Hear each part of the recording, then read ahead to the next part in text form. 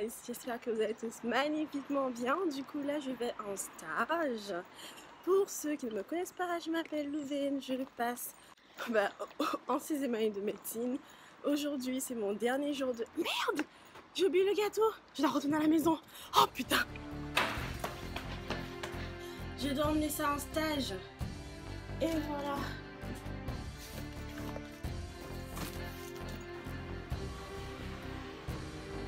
Aujourd'hui c'est ma pré-rentrée. Oui, stage le matin, pré-rentrée l'après-midi. Et j'attaque la 6e année.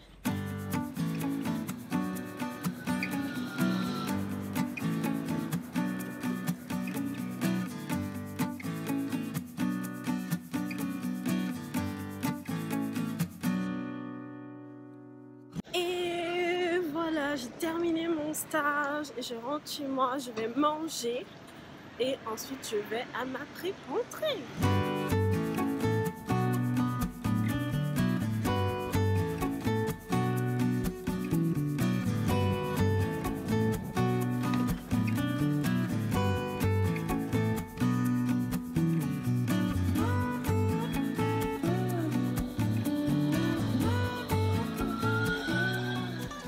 Il est 13 h et je viens de rentrer à la maison.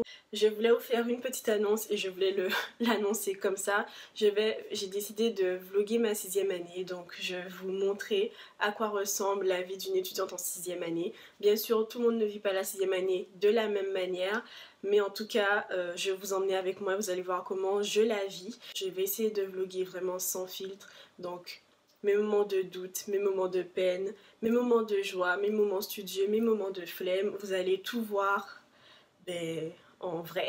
J'ai beau vous donner des conseils, mais je reste humaine avec mes qualités et mes défauts. Pour tous ceux qui ne sont pas en médecine, qui ne connaissent pas les enjeux, à la fin de la 6e année, on a un concours. Il y a déjà eu un écrémage de masse en première année. On passe d'année en année avec énormément de connaissances et en fait on est tous bons, qu'on se le dise très clairement, et à la fin de la 6e année il y a encore un concours pour qu'on puisse choisir notre spécialité et notre ville.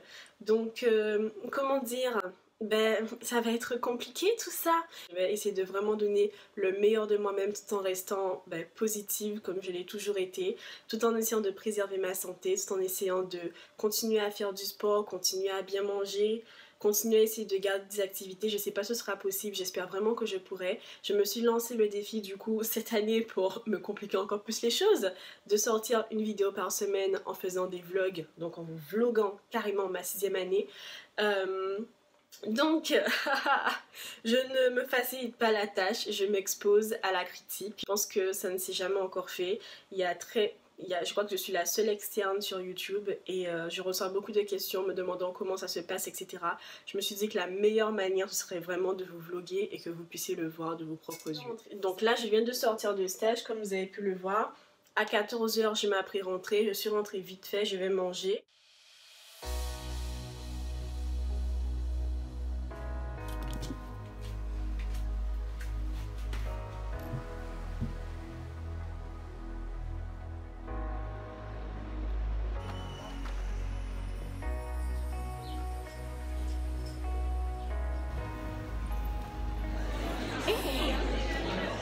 Réunion de pré-rentrée.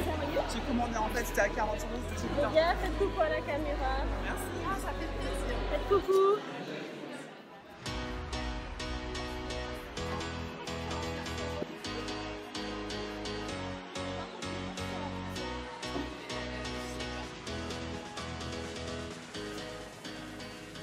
Je sors de ma réunion de pré-rentrée, de quoi foutre un bon stress. Franchement, un stress bien positif pour moi car ça m'a boosté en fait tout ce qu'ils ont dit. Et je suis prête à bosser ce soir en vrai. Donc là je passe à la poste pour récupérer mes affaires, je déballe ça avec vous. Et puis après je vais commencer à bosser. Ouais, franchement, j'espère que ce sera une très belle année. J'espère que je pourrai être aussi productive et endurante que ce que j'espère. On verra tout ça.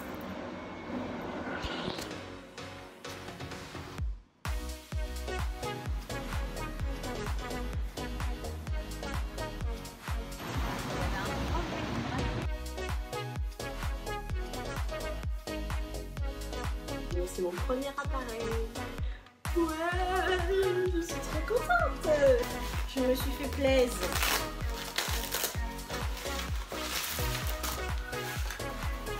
Donc ça, c'est le parapluie. Je suis si contente. C'est bon, j'ai installé... Alors, attention. J'ai installé ma lumière sur un pied. Et oui, ça c'est pour le concours. C'est tout ce que j'ai acheté pour le concours et que je vais envoyer normalement demain. Je vous avouerai que là, je suis un peu fatiguée. Je suis vraiment même très fatiguée.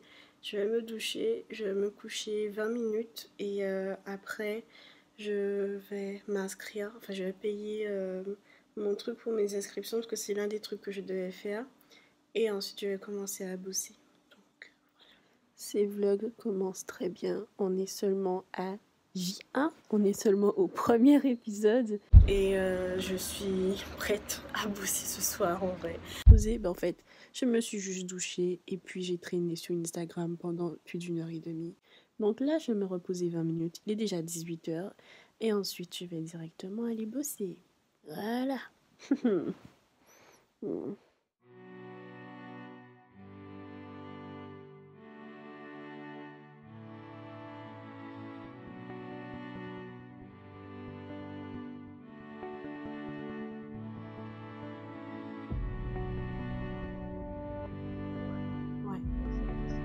Oui, ça va, j'étais en train d'étudier avec des amis en ligne.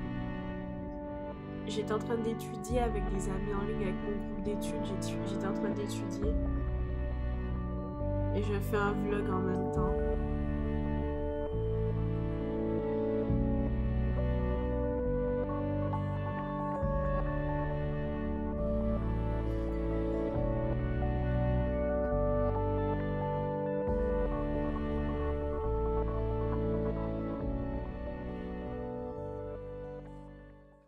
Ok, donc les gars, là je viens de terminer mon premier cours qui était sur la contraception masculine.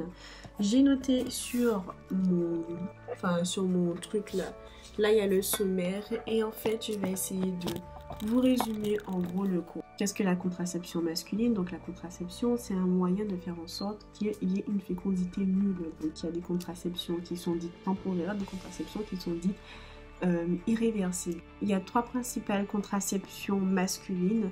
Donc il y a le préservatif masculin, il y a le retrait, qui n'est pas très efficace d'ailleurs, et il y a la vasectomie. Donc je vais parler un peu de chacune de ces contraceptions. Il y a un indice qui est utilisé pour estimer l'efficacité d'un contraceptif. Donc en fait c'est l'indice de Pearl. Plus l'indice de Pearl est bas et plus en fait ce truc contraceptif il est élevé. Donc par exemple le préservatif a un indice de Pearl à 0,2.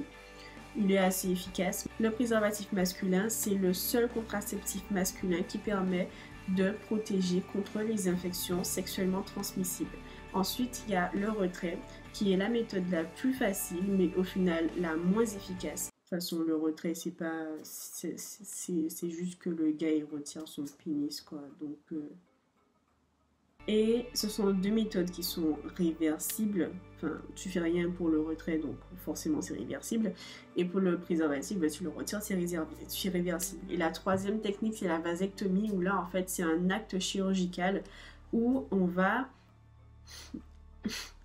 C'est marrant d'expliquer ça. Une possibilité de reperméabilisation, mais on dit au patient que c'est une technique qui est irréversible. Et en fait, cette technique, elle consiste en... on va dire, voici les 2 testicules avec le scrotum qui entoure le testicule, c'est la peau entre guillemets qui entoure les testicules.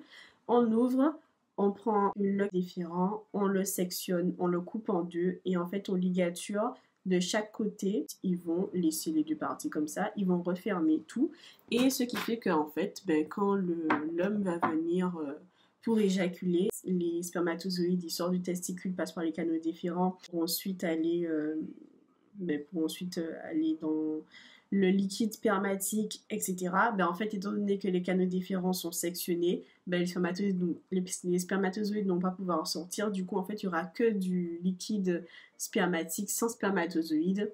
C'est la contraception masculine qui est la plus efficace, mais au final, c'est celle qui... Ben, en fait, c'est une contraception qui est irréversible. Le patient qui vient pour une contraception, pour ce type de contraception, il faut qu'il soit majeur, qui vienne en tout état de cause. Il doit signer un consentement, enfin il doit lire et signer un consentement écrit, et bien sûr le médecin doit lui donner toutes les informations, bien lui expliquer que c'est irréversible, qu'il ne pourra pas avoir d'enfant, etc.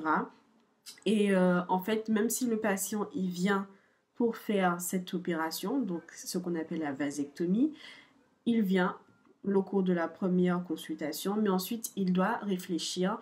On lui donne le consentement, il doit réfléchir pendant 4 mois, et quand il revient pour la deuxième consultation, il donne le consentement signé. Mais durant tout ce laps de temps avant qu'il revienne, il peut tout à fait décliner et dire finalement je ne veux plus me faire opérer. Et du coup, voilà. Et après, bon, il y a d'autres trucs, mais je ne sais pas rentrer dans les détails, sinon ce sera vraiment trop long. Mais en gros, voici les 3 méthodes contraceptives chez l'homme. Et bien sûr, avant que le patient fasse cette vasectomie, s'il veut conserver son sperme, c'est possible. On peut faire de la cryoconservation du sperme. Donc là, j'ai terminé ce cours-là. Je le coche. Et je passe à un autre cours. Il est déjà 20h. Je vais m'arrêter dans pas longtemps pour aller manger après.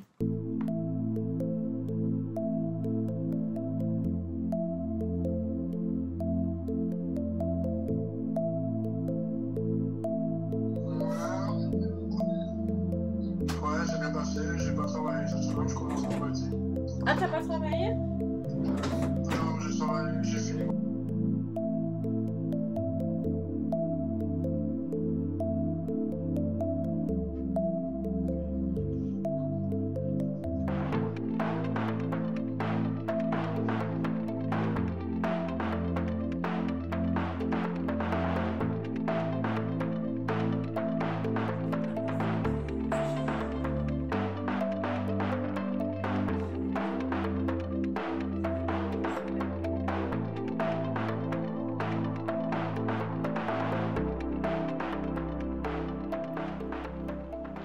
Je pense qu'il suffit de voir ma tête pour comprendre à quel point je suis fatiguée. Il est